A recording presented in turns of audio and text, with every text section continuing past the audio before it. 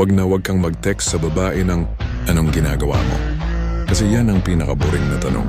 At isa ka lang sa 50 lalaki, nakachat niya na walang dating. Bago ang lahat, mag-comment ka ng Pinoy para hindi ma-delete ng algorithm ang video na ito. Pero may sikreto akong ituturo. Ang teknik na ginagamit ng mga lalaking laging may instant reply. Panoorin mo ito hanggang dulo kasi babaguhin nito lahat. Ang nasusi ay curiosity o kuryosidad. Huwag ka lang mag-hi. I-text mo ito. Naalala kita bigla, pero di ko alam kung dapat ko bang sabihin. Pag nabasa niya yan, hindi yan mapapalagay. Tatanungin ka niya agad, ano yon? Saka mo sagutin ng ganito. Nagtataka lang ako kung ikaw ba yung tipo na madaling magalit.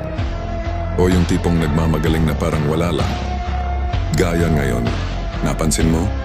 Hindi ka na naghahabol ng pansin. Ikaw na ngayon ang naglalaro sa utak niya.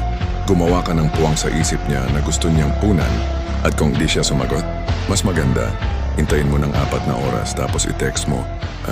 Gets ko na kung bakit di ka nag-reply. Classic. Yung katahimikan, yan mismo ang sandata mo. Kasi walang babae ang kayang labanan ang unknown. At pag nag-reply siya, sabihin mo, wow, di kita in-expect na ganito. I like that. Isang linya lang yan pero nagtitrigger ng desire, validation at intrigue. Ginagawa kang kakaiba, hindi needy, hindi average. Kasi tandaan mo, ang pinaka-epektibong mensahe ay hindi tungkol sa paghabol sa kanya, kundi kung paano mo siya mapapahabol sa'yo.